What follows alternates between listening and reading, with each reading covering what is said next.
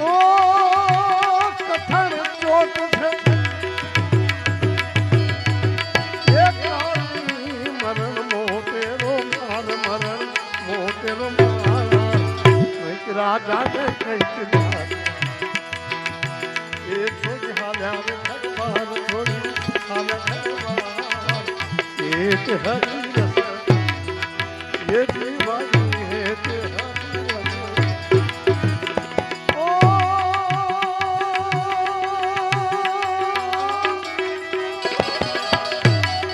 ये कोना सोनू कोना वासनु कोना सोनू कोना वासनु कोना रे माने बाप कोना माने बाप तो तारे जाऊं जीने देखलूं ये साथ पुण्य ने पाप साथ पुण्य ने पाप एक हरि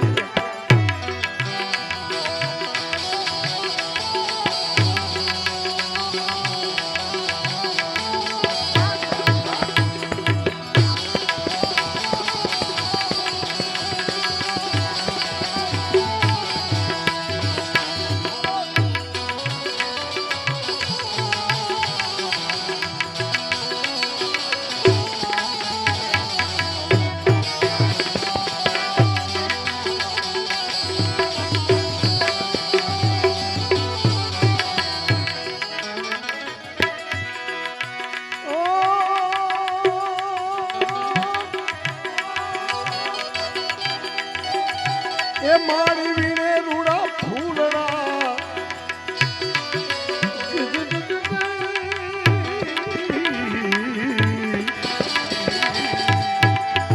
ઓહો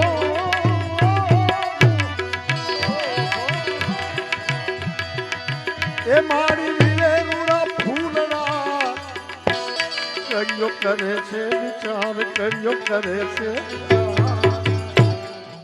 આજનો દિવસ આપણા માટે આજનો દિવસ એ કાલે શું રે થનાર કાલે શું થનાર એક હરિ રસ બસ હેતથી હરિ ગુણ ગાઈ લો સંસાર ધુમાડા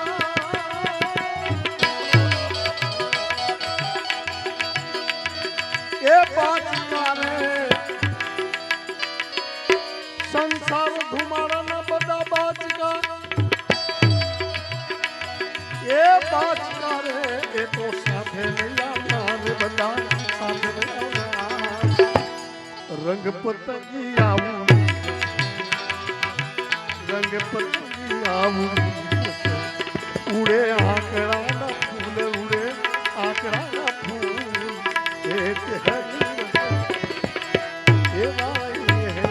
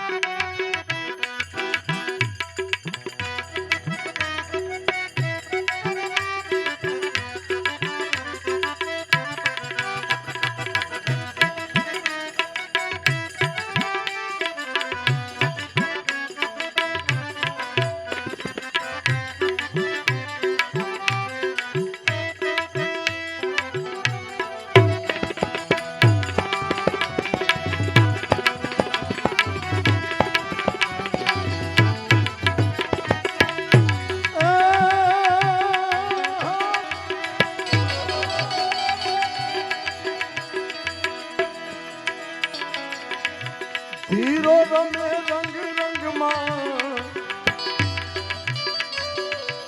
રમે દિવસ ને રાત રમે દિવસ ને રાત આજનો દિવસ રણ્યો આજનો દિવસ રણ્યો એ કાલે સૂરે થનાર કાલે થનાર એક હરિ એક હરિ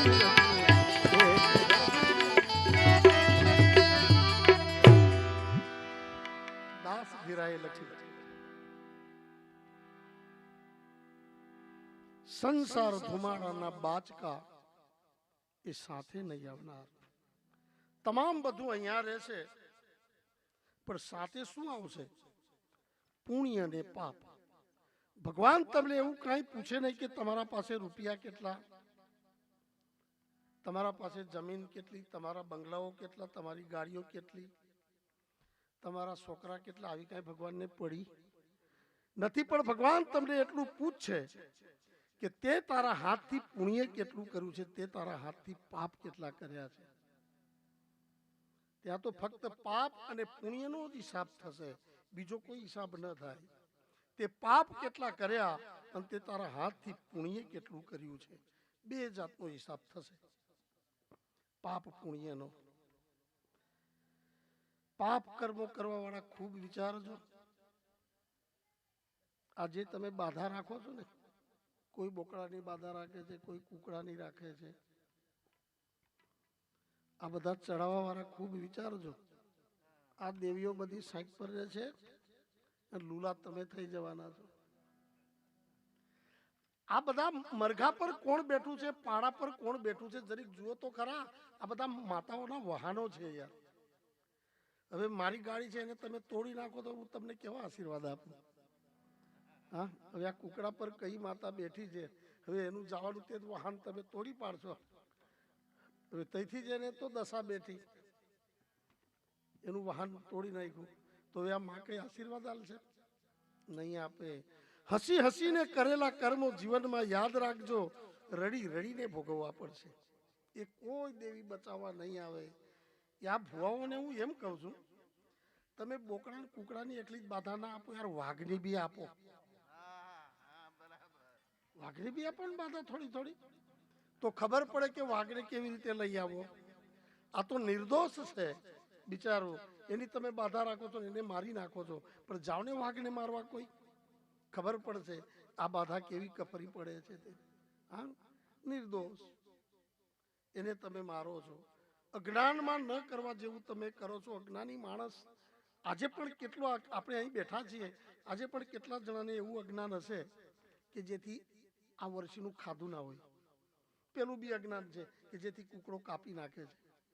આજે તમારા છોકરાને કોઈ મારી નાખે તમને કેવું લાગે? આજે તમે આવું કામ કરો છો. અરે બંધ થઈ જવું જોઈએ. તમારી દેવીઓને એવું કહેવાનું બાપુ પાસે માગી લે. એવો બી તૈયાર છું પાછો. જેમ તેમ ભજન કરવા વાળો નથી. તમારા ગામની દેવીઓ હોય, દેવ હોય, ભૂત હોય, જે બી હોય તે મને સોંપી દેવાનું. તમારા ગામવાળા આ પગે પડીને કહી દેવાનું બાપુ જાણે ભાઈ આજથી અમે નથી ચડાવવાના. અને એ આ મરદ પાસે કોઈ દેવી આવે તો પછી ભજન કરવું નકામું યાર. ભજન કરવું બી નકામું અને આ મંજીરા કૂટવા બી નકામા. મારા ગામમાં આજે 45 વર્ષ થાય છે.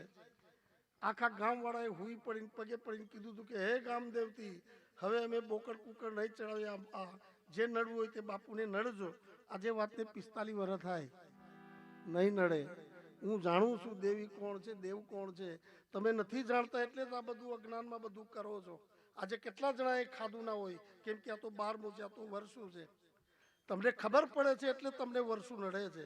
પણ જો ખબર ન હોય તો આ છે ને અમારો મંજીરા વાળો, એના આંગણામાં 10 જણીઓ દશામાનું વ્રત કરે ફળિયામાં. તો અમારા કાર્યક્રમો તો કાયમ ચાલુ. કોઈ દિવસ 12માનું હોય, કોઈ દિવસ વર્ષનું હોય, તો પ્રસાદ લેતા જઈએ. તો આ ભાઈ વળી પ્રસાદ લઈને ગયો, પેલી હવારમાં વાસીદું કરે તે જ ટાણે હોય તે અમારે નીકળવાનું હોય 4 વાગે. રામા ભગત કઈ ગયા હતા? તો ભજનમાં ગયા હતા. હાનું ભજન હતું? તો 12માનું છે. લાડુ આપું નાના નાના, અમારું વ્રત ચાલે ના ખવાય. પછી એણે મને આવીને કીધું કે બાપુ આજે તો અમારી ત્યાંની બહેનોએ લાડુ ન ખાધા. કેમ નથી ખાધા? તો કે મેં 12માનું છે એવું કીધું, પછી ન ખાધા. પછી એને મેં એવું કીધું, તે હું કામ કીધું તું કે 12માનું છે? લાડુ હતા તેને ફોડી નાખવાના હતા, પણ ભજનનું પ્રસાદ છે એવું કહેવાનું હતું ને. તો કે હવે કરીશ. તો આ વખત કરે તું એવું કે છે કે આજે મકાનનું વાસ્તુ હતું, વાસ્તામાં સત્યનારાયણ ભગવાનની કથા થઈ અને એ કથાનું પ્રસાદ છે એવું કંઈ તું ખવડાવી દેજે. પછી એ વાત 15 દિવસ પછી કરજે, તે સુધી કરતો ના. તો કે હાલ ગયો હવારમાં જતો તો બેનો પૂછવા લાગી શું ભગત આજે ક્યાં હતા? તો એક જગ્યા પર મકાનનું વાસ્તુ હતું, ભગવાન સત્યનારાયણની કથા થઈ, ત્યાં આખી રાત ભજન થયું અને આ ઘીમાં પ્રસાદ બનાવ્યું છે. મેં કીધું તું લાડુને ફોડી જ નાખજે, ખબર પડી જશે કે લાડવા તો 12 ના જ ખવાય. ફોડી નાખ્યા લાડુ. એ તો 10 જણીઓ ભેગી થઈને ખાઈ ગઈ. એ વાતને 10 દિવસ થયા અને ફરી પાછો એવો એ લાડુ લઈને નીકળ્યો. પૂછ્યું એને હાનું પ્રસાદ છે? તો 12 ના ખવાય, ના ખવાય. પછી એણે કીધું કે તે દિવસ ખાધું તું તે દિવસ ખાધું તું તો સત્યનારાયણ ભગવાનના કથાનું હતું. તો એવો ધીમે કે હે તી બી 12 હતો. તો એક જણી તે વખત કે એટલે 15 દિવસ થયા. તે કે નીકળતું હોય હવે, આ તો ખબર પડી ગઈ 15 દિવસ થઈ ગયા, હવે નીકળતું હોય. એટલે આ બધું અજ્ઞાન છે. આપણે ગુરુજી મહારાજનું એક ભજન ખૂબ મજાનું યાદ આવ્યું મને, બધા પ્રેમથી ઝીલી શકો એવું. પછી મારે એક નરસિંહનો પ્રસંગ લેવો છે. નરસિંહ મહેતાએ પિતાનું શ્રાદ્ધ કર્યું હતું, એ પ્રસંગ લઈએ. પણ આ ભજન બહુ ગજબનું યાદ આવ્યું.